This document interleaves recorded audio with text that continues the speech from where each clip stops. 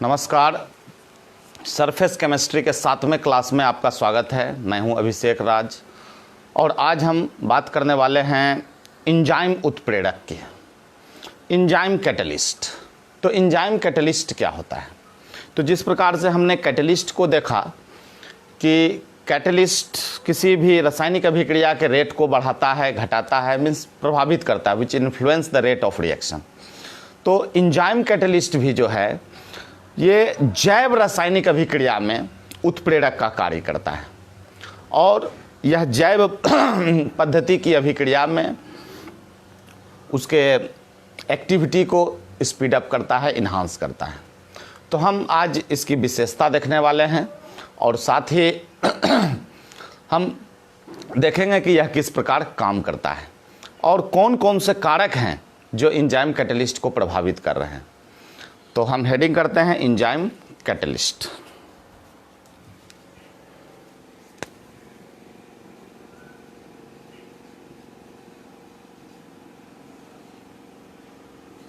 Enzyme उत्प्रेरण।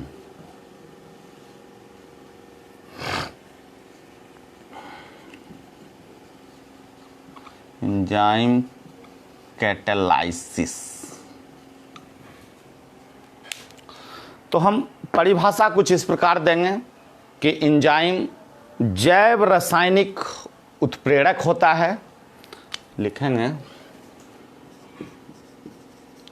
Enzyme जैव रासायनिक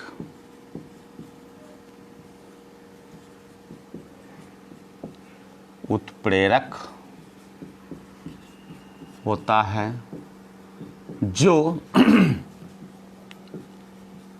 जैव पद्धति की अभिक्रिया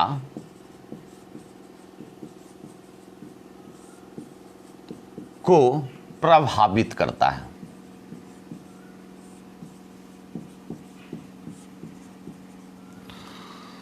तो आज कोशिश करना है कि जो एंजाइम उत्प्रेरण का टॉपिक है मेरा कंप्लीट हो जाए।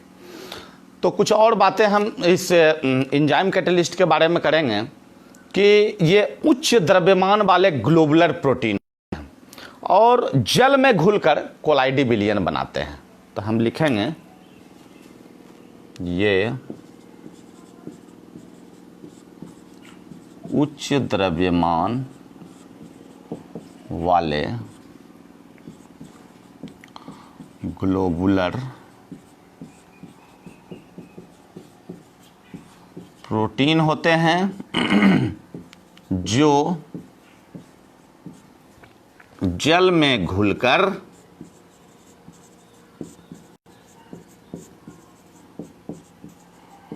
कोलाइडी विलयन बनाते हैं। तो एक सबसे बड़ी बात कि एंजाइम, जितने भी एंजाइम हैं सब प्रोटीन हैं, लेकिन सभी प्रोटीन एंजाइम नहीं है। All enzymes are protein but all proteins are not enzyme. तो कोई भी प्रोटीन होता है ये नाइट्रोजन युक्त यौगिक है या नाइट्रोजन युक्त कार्बनिक यौगिक आप कह सकते हैं। और हम देखते हैं कि यह जीवित पेड़ पौधा जीव जंतु, इससे हम एक्सट्रैक्ट करते हैं, इसे मतलब इससे प्राप्त किया जाता है। तो नाइट्रोजन, ये लिखेंगे नाइट्रोजन युक्त जटिल कार्बनिक यौगिक होते हैं जिन्हें जीवित पेड़ पौधे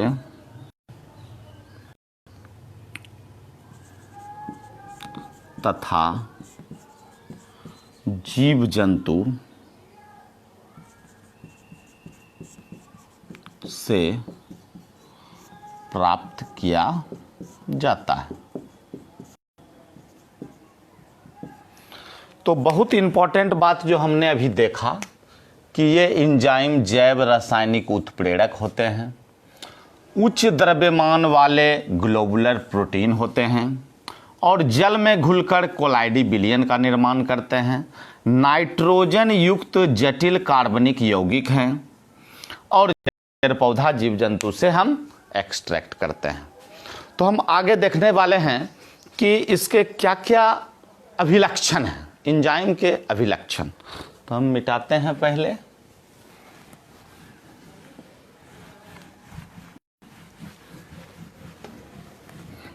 सब हेडिंग करना चाहते हैं तो आप लिख सकते हैं एंजाइम के अभिलक्षण, कैरेक्टरिस्टिक्स ऑफ एंजाइम। तो सबसे बड़ी बात है कि ये विशिष्ट अभिक्रिया को उत्प्रेरित करते हैं, मतलब सभी अभिक्रिया के लिए कोई भी एंजाइम उपयुक्त नहीं है। जैसे अगर हम यूरेज एंजाइम लेते हैं तो यूरेज एंजाइम जो यूरिया है, यूरिया को जलांशित करता है, मतलब यूरिया जल से अभिक्रिया कर लेता है और जल यूरिया को विघटित कर कार्बन डाइऑक्साइड और अमोनिया निर्मित करता है। तो हम कह सकते हैं कि जो एंजाइम होते हैं वो विशिष्ट प्रकृति के होते हैं, विशिष्ट अभिक्रिया को उत्प्रेरित करते हैं। तो लिखेंगे एंजाइम विशिष्ट अभिक्रिया को उत्प्रेरित करते हैं। उदाहरण स्वरूप लेंगे तो जैसे हम देखेंगे यूरिया है और यहाँ हम लिख दें यूरिया का फॉर्मूला होता है NH2CONH2, लिख देते हैं यूरिया को यूरिएज नामक एंजाइम जलांशित करते हैं। लिखता हूं तो क्लियर है, ये जो है फॉर्मूला है। और अगर हम इसमें H2O दे देंगे तो ये मेरा लिख सकते हैं यूरिएज और ये टूट जाएगा CO2 प्लस NH3 में। N दो ठो है, यहाँ 2 कर दीजिए, बाकी O clear. 2 2 4 2 6 3 2 6 hydrogen means balance है मेरा। तो हमने देखा कि जो एंजाइम कैटलिस्ट होते हैं वो विशिष्ट प्रकृति के होते हैं, विशिष्ट अभिक्रिया को उत्प्रेरित करते हैं। अब हम देख रहे हैं क्या कि ये बहुत अधिक इफिशिएंट होते हैं, दक्ष होते हैं। दक्ष हम इस प्रकार से कह सकते हैं कि अगर एंजाइम के एक अणु मिलियंस ऑफ अभिकारक अणु को 1 मिनट में परिवर्तित कर देते हैं। तो हम लिखेंगे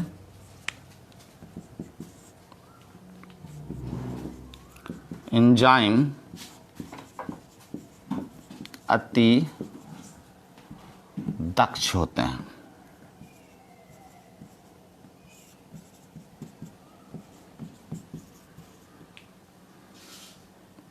हाईली इफिशिएंट।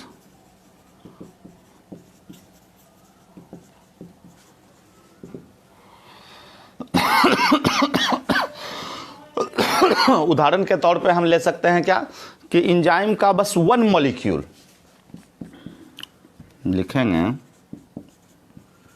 एंजाइम के एक अणु मिलियन, यहाँ भी 1 लगा दीजिए, 1 मिलियन अभिकारक अणु को 1 मिनट में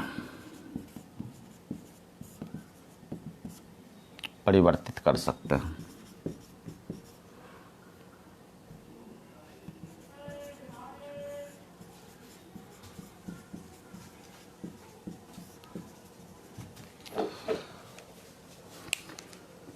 चर्चा हमने किया, पहला तो विशिष्ट प्रकृति के होते हैं। हमने यूरिएज नाम के एंजाइम के एक्शन को देखा कि यूरिया जो है विघटित हो जाता है, जलांशित हो जाता है कार्बन डाइऑक्साइड और अमोनिया में। और दूसरा हम देख रहे हैं कि ये अति दक्ष होते हैं, मीन्स हाईली इफिशिएंट होते हैं। सोचिए इसकी इफिशियंसी कि अगर एंजाइम के एक अणु भी पार्टिसिपेट कर रहे हैं रिएक्शन में और 1 मिलियन अभिकारक को वह 1 मिनट में परिवर्तित कर देते हैं, बदल देते हैं। और सबसे बड़ी बात एंजाइम के लिए कि इसके लिए निश्चित ताप और निश्चित पीएच की आवश्यकता पड़ती है, मतलब optimum temperature and optimum pH, तभी एंजाइम कार्य करता है। तो हम देखेंगे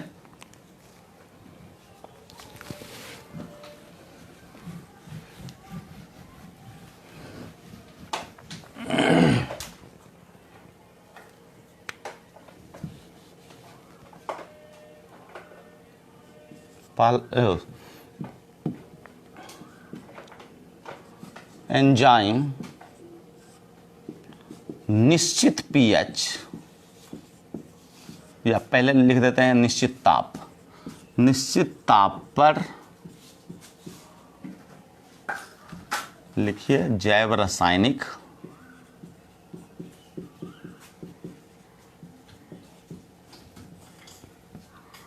अभिक्रिया को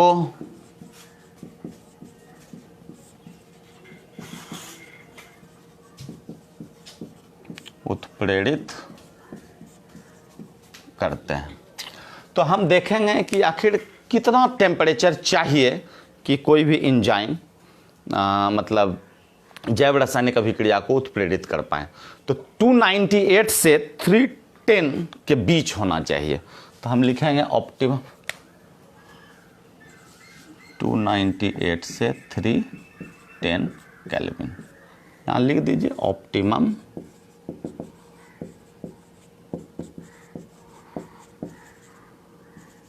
टेम्परेचर। अब हम बात करें पीएच की, तो यहां भी हम देखते हैं क्या कि एंजाइम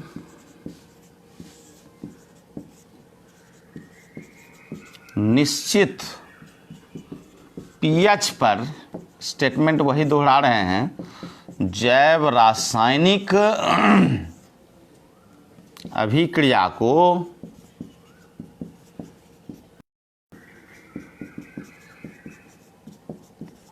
उत्प्रेरित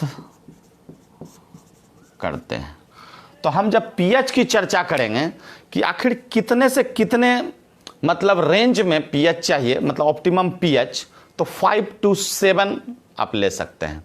तो 5 to 7 कहने का मतलब 7 हो गया, और 7 से थोड़ा नीचे मतलब हम कह सकते हैं कि स्लाइटली एसिडिक पीएच पर यह वर्क करता है। तो इसके लिए जो ऑप्टिमम पीएच होना चाहिए तो 5 से 7।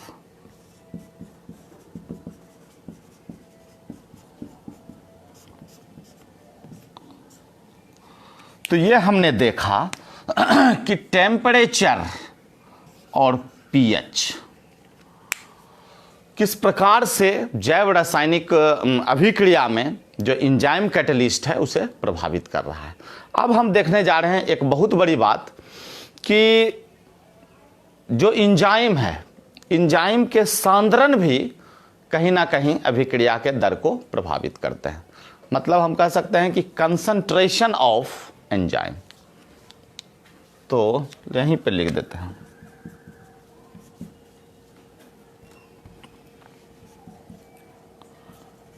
एंजाइम की सांद्रता भी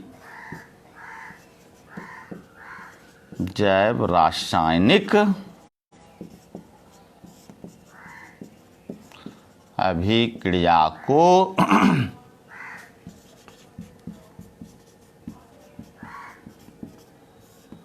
प्रभावित करती है।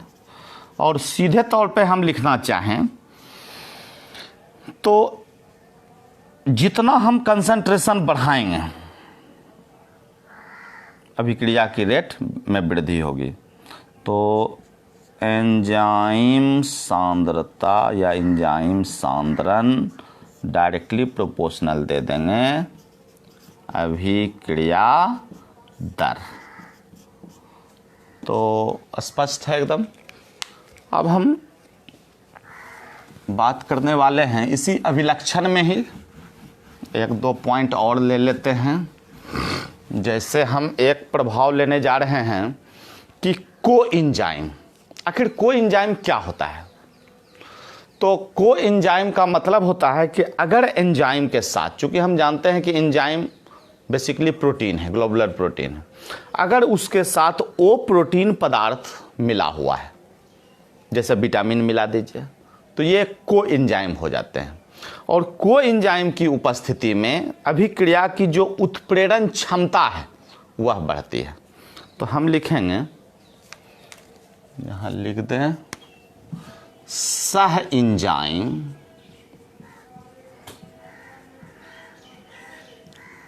का प्रभाव। पहले हम लोग समझेंगे सह एंजाइम क्या होता है। नीचे से लिखते हैं,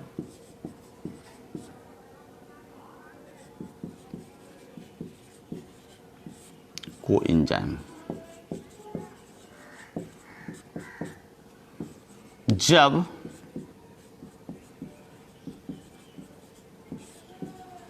एंजाइम के साथ ओ प्रोटीन पदार्थ मिला हो, जैसे भी लिख दीजिए, जैसे विटामिन,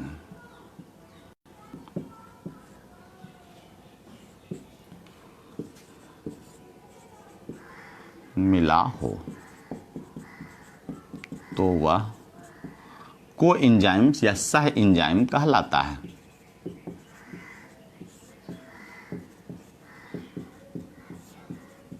क्लियर है।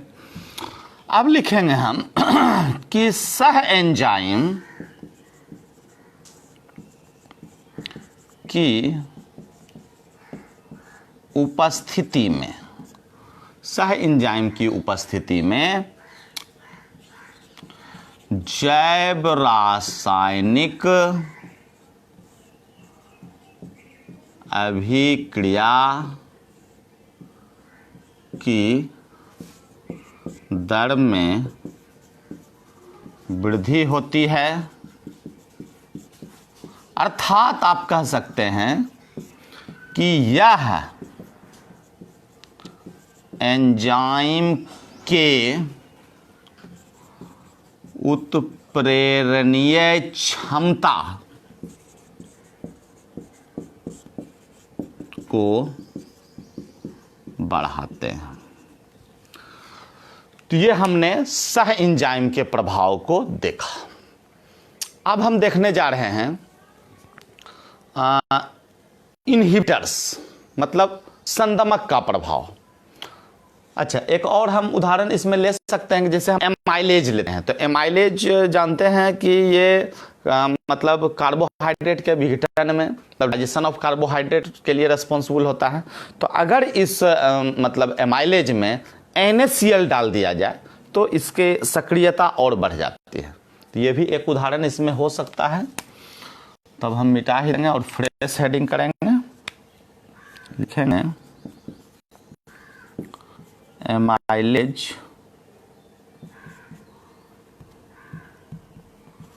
का उत्प्रेरणीय प्रभाव या उत्प्रेरणीय क्षमता NaCl की उपस्थिति में बढ़ जाता है। तो चलिए, दो उदाहरण मेरे सामने आ गया। एक विटामिन मिक्स किए, मिटा दें पहले,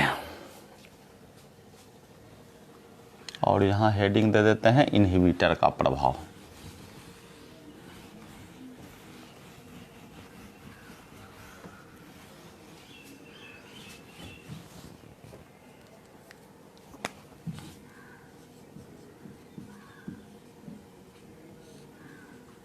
का प्रभाव। ये सारे अभिलक्षण में ही आएंगे। तो लिख दें एक्शन ऑफ इनहिबिटर।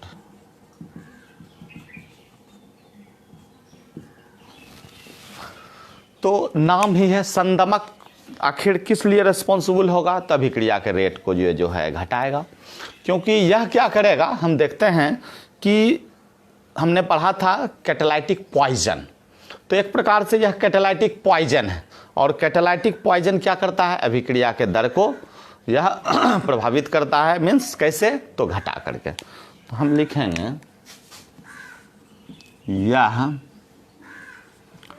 उत्प्रेरकीय विष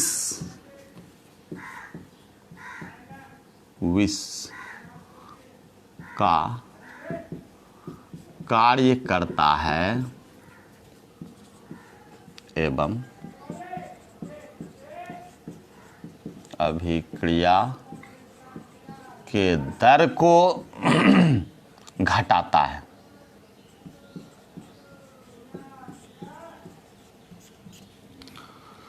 क्लियर है? तो हम समझते हैं कि सारे अभिलक्षण को हमने, एक और हो सकता है जैसे कि हमने कैटेलिस्ट में पढ़ा था कि जो रिवर्सिबल रिएक्शन है, तो रिवर्सिबल रिएक्शन के इक्विलिब्रियम को यह प्रभावित नहीं करता है।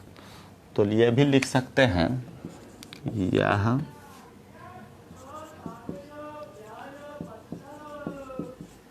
क्रमणीय अभिक्रिया के साम्यावस्था को प्रभावित नहीं करता है। तो इस तरह से ये टॉपिक मेरा कंप्लीट हो गया, एंजाइम के अभिलक्षण। तो सारी चर्चाएं हमने पॉइंट वाइज की। अब हम एक रिएक्शन ले रहे हैं कि आखिर जैसे सुक्रोज है, तो सुक्रोज का जो जल अपघटन होता है, तो एक एंजाइम जिसका नाम है इन्वर्टेज, तो इन्वर्टेज एंजाइम की उपस्थिति में सुक्रोज टूट जाता है ग्लूकोज फ्रुक्टोज में, और फिर वह जो है एक और एंजाइम है जिसका नाम है जाइमेज, तो जाइमेज उसे परिवर्तित कर देता है इथाइल अल्कोहल में, और साथ में कार्बन डाइऑक्साइड निकलता है। तो हम इस रिएक्शन को देखेंगे। तो एक उदाहरण भी हो जाएगा मेरा, चलिए यहीं देखते हैं। एग्जाम्पल के तौर पे हम देखते हैं सुक्रोज C12H22O11 प्लस H2O, और ये जो है टूट जाएगा C6H12O6 प्लस C6H12O6, ये हो गया ग्लूकोज और ये हो गया फ्रक्टोज। और यहाँ एंजाइम जो काम किया उसका नाम है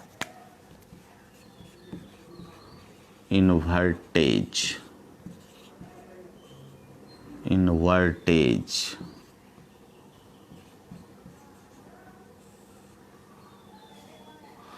तो इन्वर्टेज एंजाइम की उपस्थिति में हम देखते हैं कि ये सुक्रोज टूट जाता है ग्लूकोज और फ्रुक्टोज में।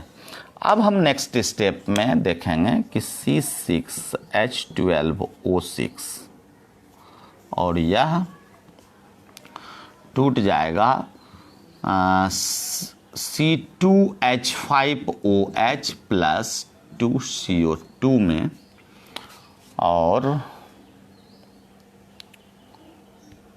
यहाँ पर एंजाइम जो काम करेगा वह हो जाएगा जाइमेज। तो ये जो इन्वर्टेज और जाइमेज है, ये इन्वर्टेज और जाइमेज जो एंजाइम है, हम बेसिकली देखते हैं कि ईस्ट से जो है यह एक्सट्रैक्ट होता है, ईस्ट फंगस। तो हम जरा सा देख लें कहीं बैलेंसिंग में तो कोई परेशानी नहीं है। हाँ, यहाँ अगर 2 दे दें तो 4 हो गया, 2 6 हो गया, बाकी ठीक। तो ये हमने एक अभिक्रिया लिया और उस अभिक्रिया में एंजाइम के एक्शन को देखा। अब हम नए टॉपिक को देखने जा रहे हैं।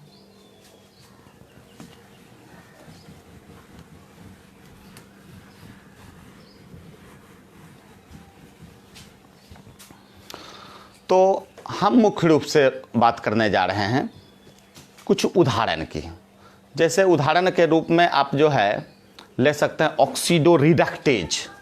तो ऑक्सीडो रिडक्टेज क्या करता है कि एक ही समय में एक पदार्थ का वह ऑक्सीकरण करता है और दूसरे पदार्थ का अपचयन होता है। तो हम देखते हैं, एक एंजाइम ले लें, एंजाइम के कुछ उदाहरण ले रहे हैं। ऑक्सीडो,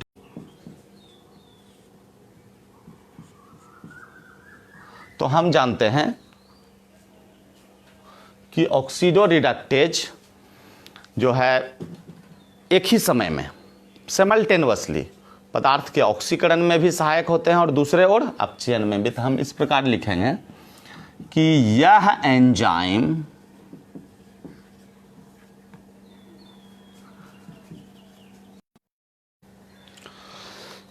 तो हम लिखेंगे यह एंजाइम एक पदार्थ का ऑक्सीकरण साथ ही दूसरे पदार्थ का अवकरण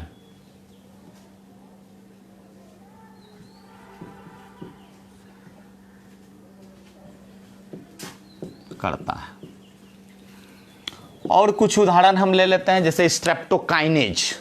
ये स्ट्रेप्टोकाइनेज क्या होता है कि जब हार्ट अटैक आता है, हृदयघात, तो हृदयघात के समय जो ब्लड क्लॉटिंग होता है, तो ब्लड क्लॉटिंग को ये प्रिवेंट करता है, मतलब रक्त को थक्का जमने से यह रोकता है। तो स्ट्रेप्टोकाइनेज।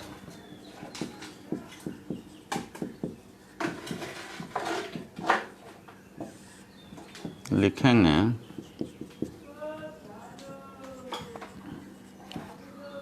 हृदयघात के समय यह रक्त को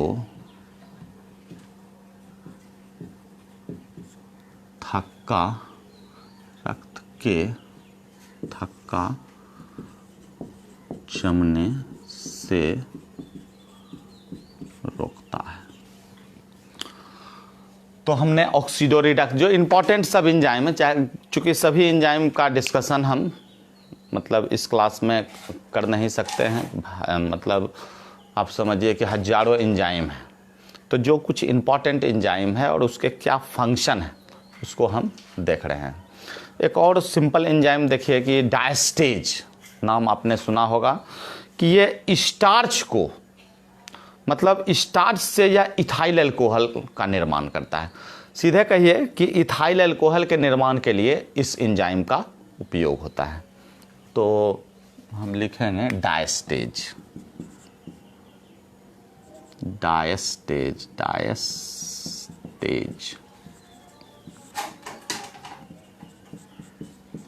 यह स्टार्च से C2H5OH इथाइल अल्कोहल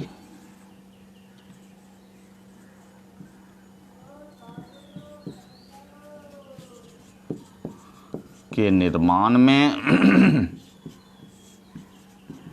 सहायक होता है।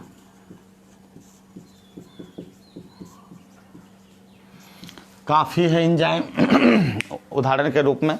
अब हम देखेंगे कि यहाँ जो है एंजाइम के उत्प्रेरण की क्रियाविधि क्या है। कहने का मतलब कि mechanism of enzyme catalytic action. तो लिखेंगे एंजाइम उत्प्रेरण, इसी में रहने देते हैं कि क्रियाविधि हेडिंग कर देते हैं।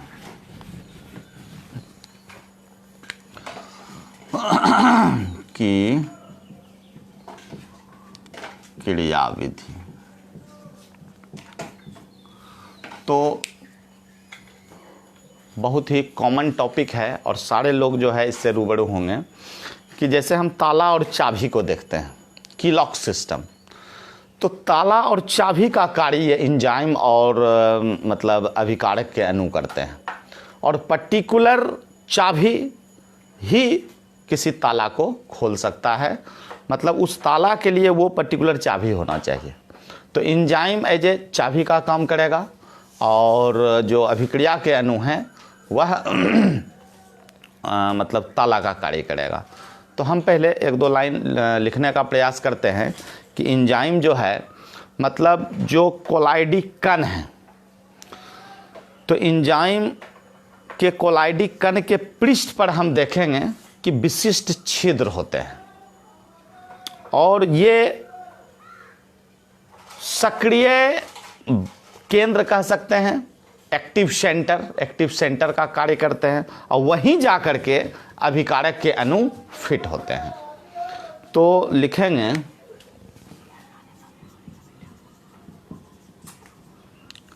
एंजाइम के कोलाइडी अणु के पृष्ठ में छिद्र होते हैं जिसमें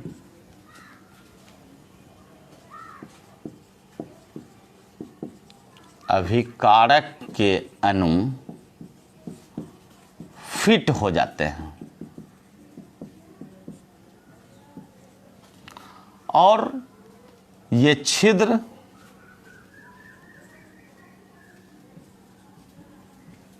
एंजाइम के पृष्ठ पर उपस्थित छिद्र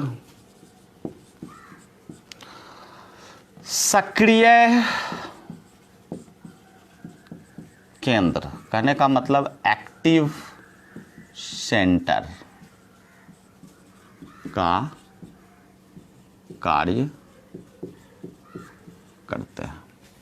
तो जब अभिकारक के अणु उसमें फिट बैठ जाते हैं तो होता क्या है कि एक प्रकार से ताला और चाबी के रूप में कार्य करते हैं, और टर्म था एक्टिवेटेड कॉम्प्लेक्स, सक्रिय संकर का निर्माण करते हैं। तो लिख देते हैं कि ये सक्रिय संकर मतलब एक्टिवेटेड कॉम्प्लेक्स का निर्माण करते हैं, जो विघटित होकर प्रतिफल बनाते हैं तथा एंजाइम पुनः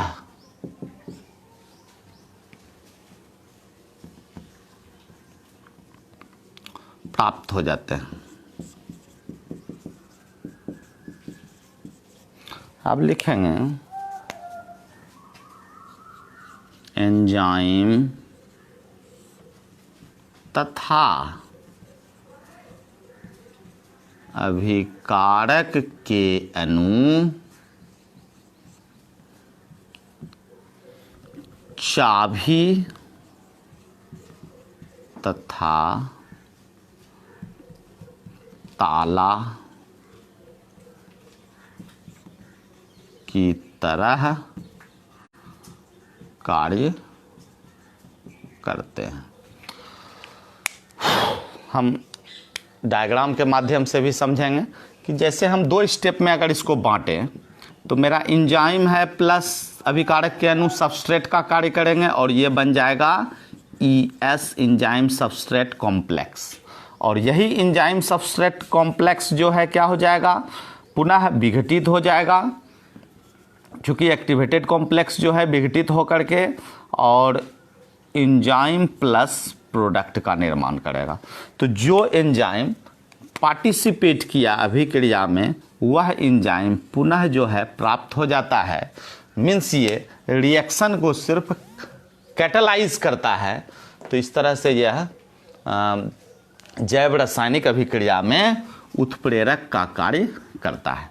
अगर हम एक चाबी बनाएं, देखिए इस तरह का चाबी होगा, ये एंजाइम का काम करेगा। और अब हम सबस्ट्रेट को जैसे ताला होता है वैसा बना दें। ये हो गया सबस्ट्रेट। कुछ देर के लिए ये जो है इसके एक्टिव साइट के साथ कंबाइन करेगा। तो ये कुछ इस प्रकार का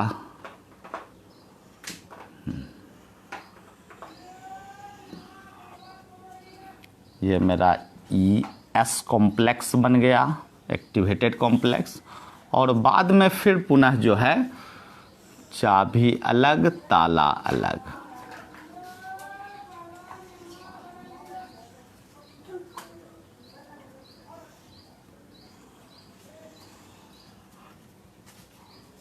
धीरे धीरे लग रहा है कि ताला बड़ा होते जा रहा है ना, ताला छोटा कर देता है। तो यहाँ हम लिखेंगे ये मेरा बन गया प्रोडक्ट और ये मेरा एंजाइम मिल गया। तो बस यही एंजाइम उत्प्रेरण के बारे में इन्फॉर्मेशन था। तो क्लियर हो गया ये टॉपिक।